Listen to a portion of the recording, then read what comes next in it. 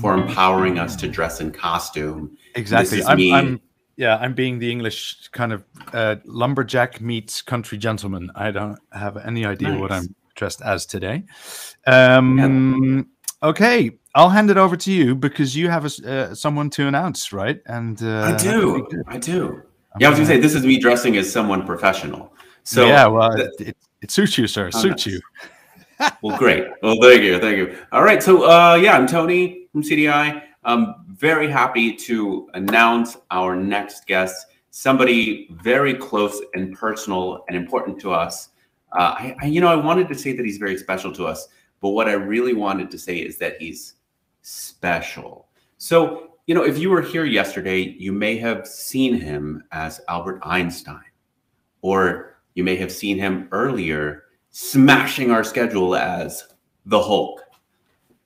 Bienvenido al escenario, Nacho Libre. Jason. That's the part where he comes in. Hola, Tony Ramos. Thank you, gracias. Mi amigo. Hey, I'm ready. This is exciting. Thank you so much for that beautiful introduction. And you look fabulous, friend. Fabulous. One can try. I'll leave it to you, buddy. I'm so excited, but I'm just excited to be here and listen and have some fun. Yeah. Well, I look like Jack Black, so I'm just gonna lean in. And okay, there's good news and bad news. The good news is I fit into this mask. The bad news is I think I'm gonna need a surgeon to get me out of this mask. So I may be with this for the rest of my life, or so we'll see what happens. But we'll set up a poll. Is it an improvement? All right, I'm going to share my screen, and I'm going to be talking about why I love conversation design so much. Have fun. Can you all see my screen? No, you can't see my screen. You can see the schedule for the thing. That's not right. That's not right. Ugh. You think I'd figure this out by now, right? I'm being the host of this thing. 1 second, everyone. Sorry about that. Tony, can you come back for a second and help me? Wait. Where's Tony? Oh, I'm back. Okay, there you go. All right. I jumped in to rescue you, but I'm leaving again. No, don't go. Everybody coming to help. My presentation is. Hands across the world, together, friends, making things happen. Okay, how do we do this? How do I share my screen here without messing this up? Let's try it again. See. This one, screen 1, share. No, you see screen 2. No. Okay, let's try this. Let's try this differently. You believe in magic, and I hope you do. This is great. We believe in you, Jason. I mean, Nacho Libre. So if this is coming up on here, then I should put this here, if that makes sense to me. Sorry, everyone, for the delay here. I'm working it out. We've got important questions here. We do? Yeah. Is it an Excel presentation? No, come on, man. No. Who do you think this is? Nacho Libre wouldn't do Excel. Hey, is it there? What's up? Thank you, everybody, for the patience and my silliness. Can everybody see my presentation? Everyone good? Sure is. Yeah, I think we're good. Looks great. Thank you, Tony. Okay. Feel free to blow it up as much as you're comfortable for these, tired eyes. Is that better? Looks wonderful. Okay, so I'm going to be talking about my journey in conversation design, why I love it so much, and why I think everyone should be conversation designers. So let's get started. Okay, now I have to figure out how to change slides. There we go. Photography. I've been doing this for quite a bit now. I started out in 2015. I used to be a filmmaker, and I discovered the wonderful art, what I do consider it an art form of conversation design. I was very lucky because I discovered it in the world of entertainment. My first, one of my first chatbots was Miss Piggy for Disney, and that was probably one of the most fun experiences I've ever had. And it really taught me that there is so much creativity that we can do in this field. There's so much we can let people who love Miss Piggy, like myself, I grew up with the Muppets, actually have a one-on-one conversation with a chatbot that's just like Miss Piggy. And so for a few years, we did chatbots for Disney. And in 2017, I did Einstein, which was a lot of fun. Murdoch, and some of you may or may not know Anna. And today I'm working for a wonderful company, Intuition Robotics, and we make a social companion robot called LEQ. And if y'all, I'll tell you about it a little later. But let's start off with Miss Piggy. So this was a fun experience because Miss Piggy, Disney wanted to create a chatbot of Miss Piggy to promote her show. It was on ABC in 2015 called Up Late with Miss Piggy, and she was a talk show host. And so we created a chatbot. And the beauty of the chatbot was that she was only available for a slot of 2 hours on Friday evenings before the show started from 7 to 9 p.m. on the West Coast. And the reason we did that, and she wasn't available, having a chatbot is making it available 24/7. But they chose, because of the character, it's in her character to only do these chats with people, with her fans, between the when she's getting her makeup done before the show. So I think that's something that we can all learn from. You know, we all want to have 24/7 chatbots, but sometimes if the chatbot character doesn't call for it, you can adjust that. So what was the goal? The goal was basically to promote viewership of the show, and they measured the success by how many people actually were tuning in versus talking to her on Messenger.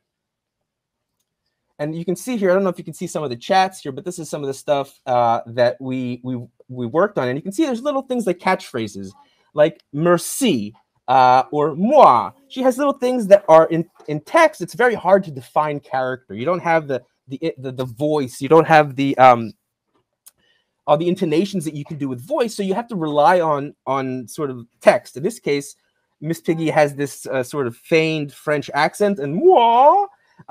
And that was something that guided us. And so, for instance, if someone she says to someone, do you know the hardest part of doing Up Late with Miss Piggy? And someone says to her, you make it look so easy. She's like, yeah, I make the difficult look effortless. So she's very, self-aggrandizing, and she's kind of delusional, but hilarious. And what I want to get into here is the importance of character. And when we built this character, it was one of the first chatbots on Messenger.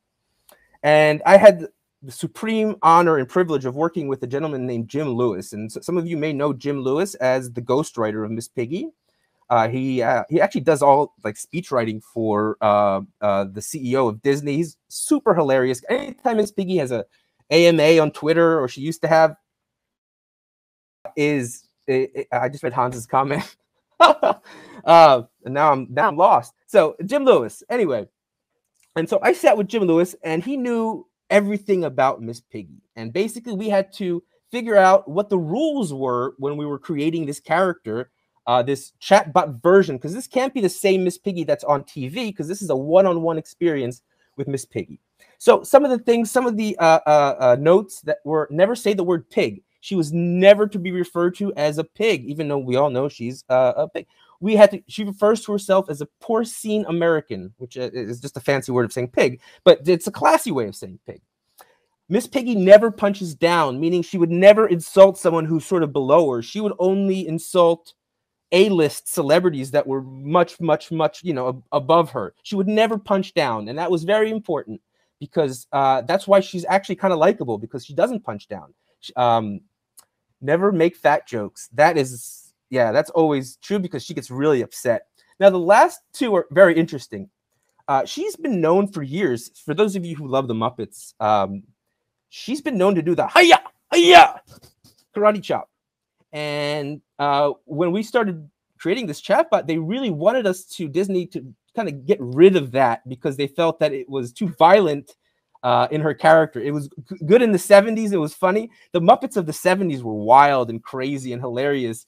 And for this, for this audience, for this generation, we wanted to do a more refined Miss Piggy. And then using moi sparingly, because if you use it too much, if you use a catchphrase too much, it feels kind of disingenuous. So the idea is to use it at the exact right point when she's referring to herself in the third person.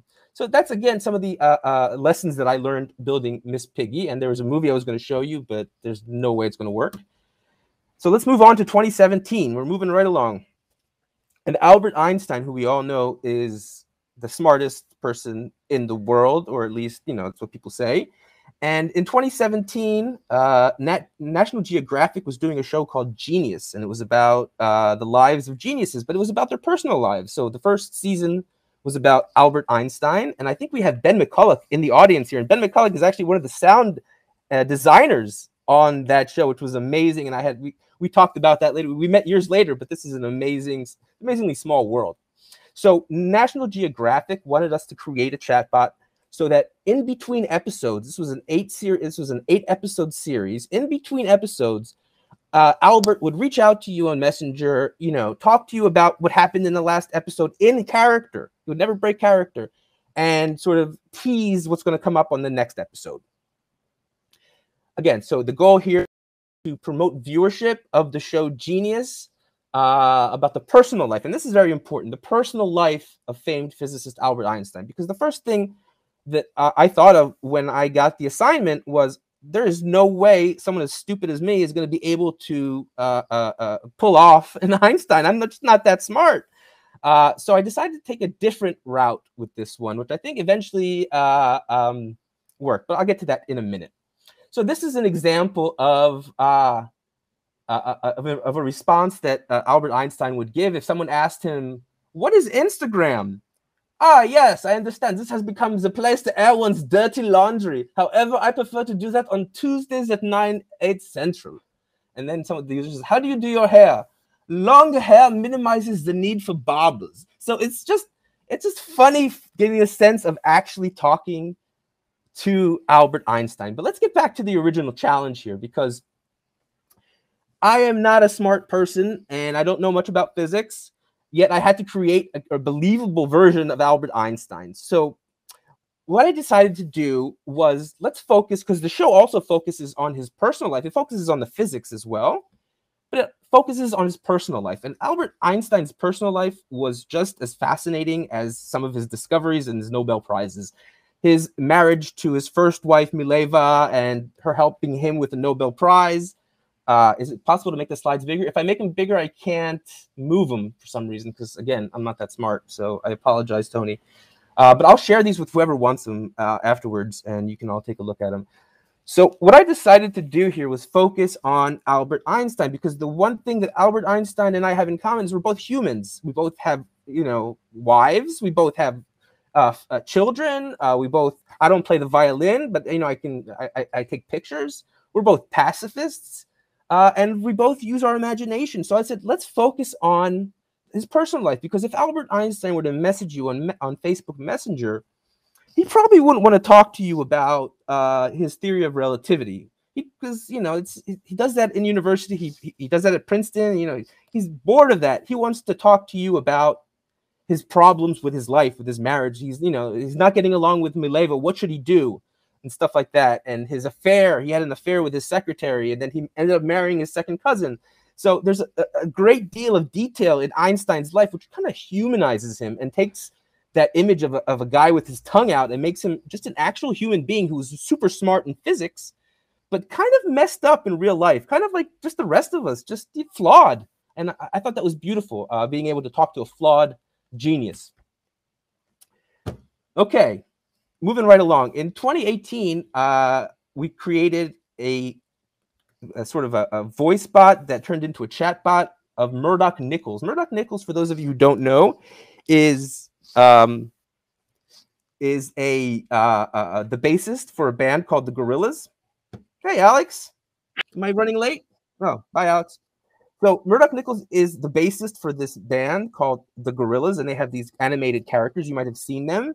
And they're very, very, very creative. Damon Albarn, I think, is the lead singer, and they have an amazing story arc with the band, and it's all fictional, but it's really fun. And so in 2018, they decided to create the scenario where Murdoch gets thrown in jail for some reason. He has one phone call, and he decides to call you on your Amazon Echo, and you talk to him. And the idea here is, after you talk to him on the Echo, you move over and you talk to him on chat, and you try to help him break out of jail. And the experience lasted for about 6 months.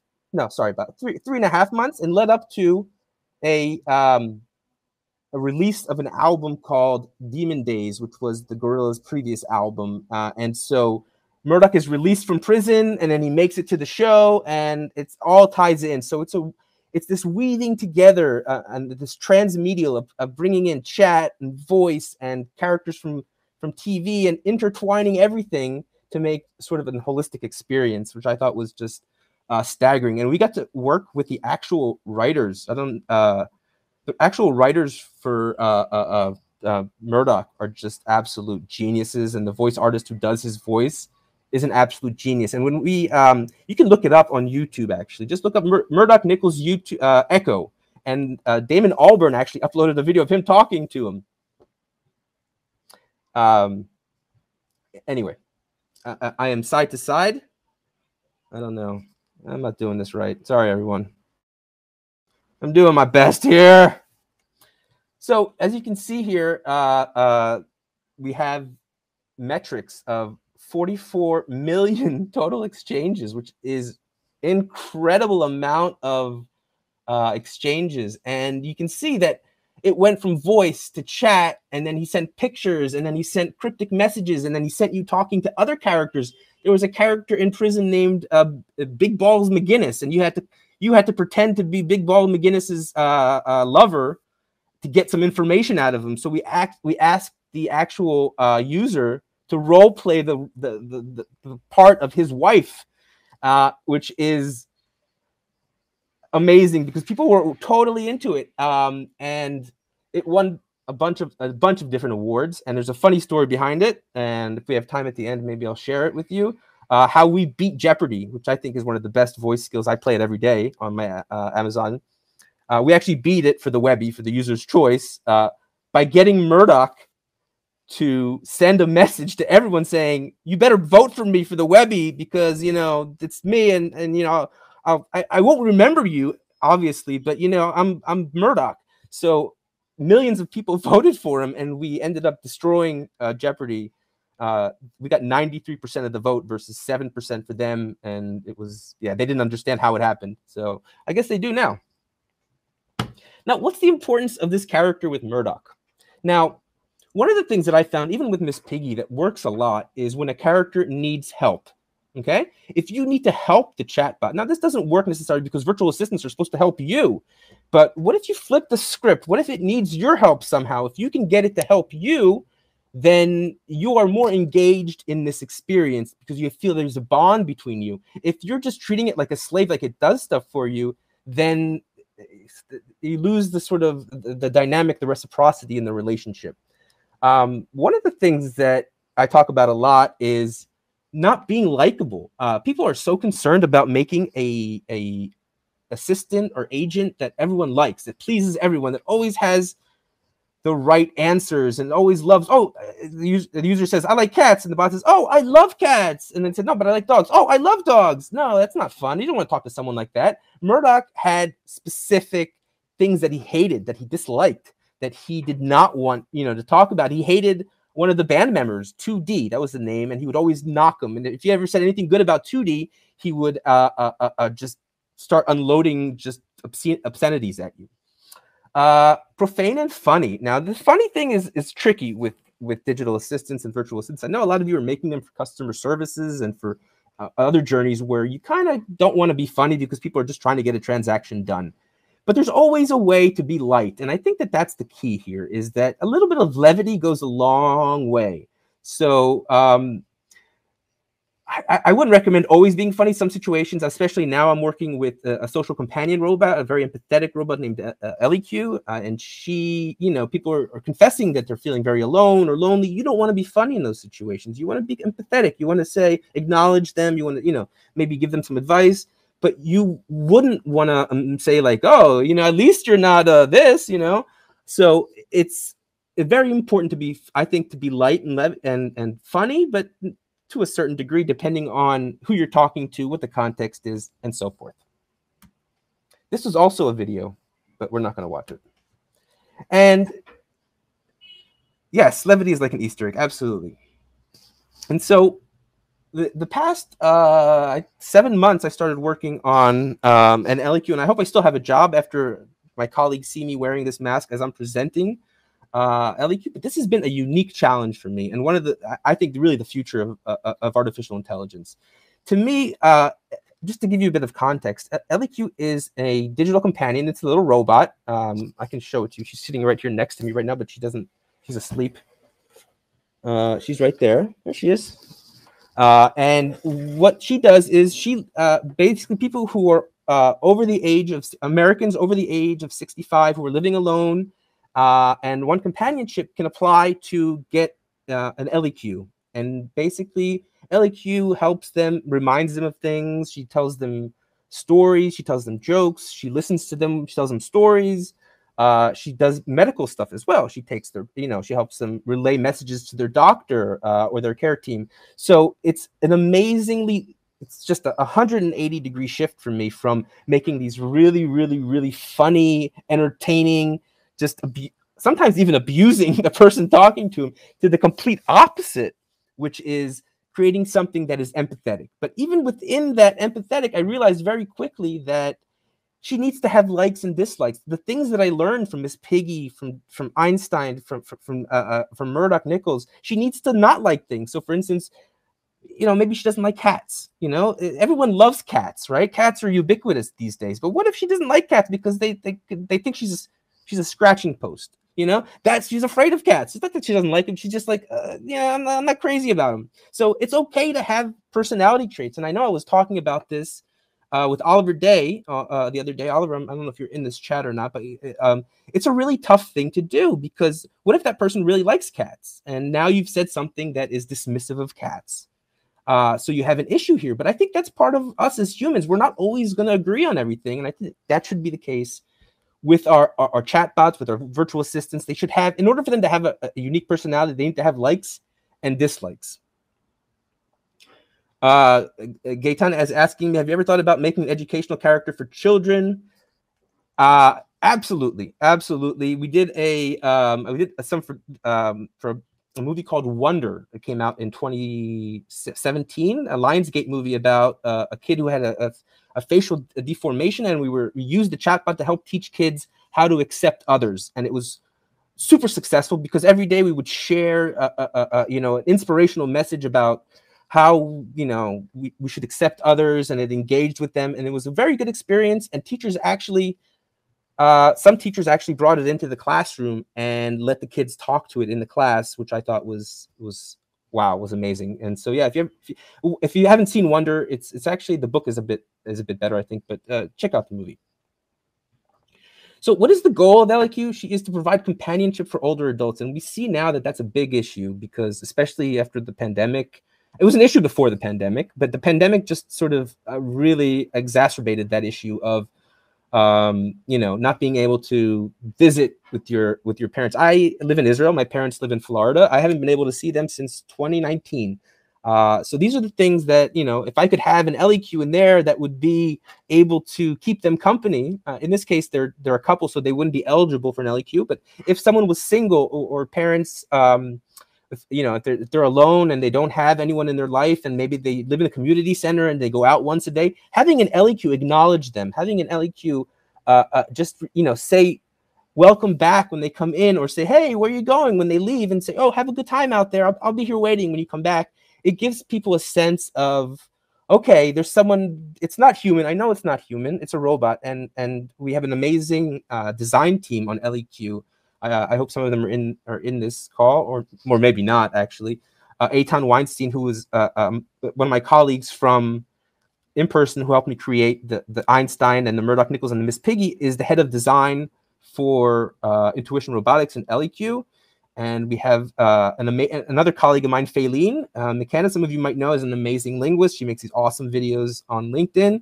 And we are really, really, really trying to make the world a better place. And obviously, it's not easy. There's a lot of issues with understanding. We're focusing on Americans, but we would have issues if we went to other accents. So right now we're trying to focus in on the American English and trying to see if we can help people. And then as we grow and get more knowledge and understanding, branch out to other people with disabilities, people perhaps who can't hear, who can't see, because it's a multimodal device. It has a screen, it has gestures, it moves, it talks. It has sounds, emotes. That's 4. Did I say 4 or 5? I don't know. I'm terrible at counting. But it has five modalities. Let's see what else I have here. Now, the importance of character. Here, the importance is empathy, because, everyone says it's super hard, okay? Because first of all, robots don't feel empathy. They don't feel anything. So how do you get a robot to mimic the human experience of empathy?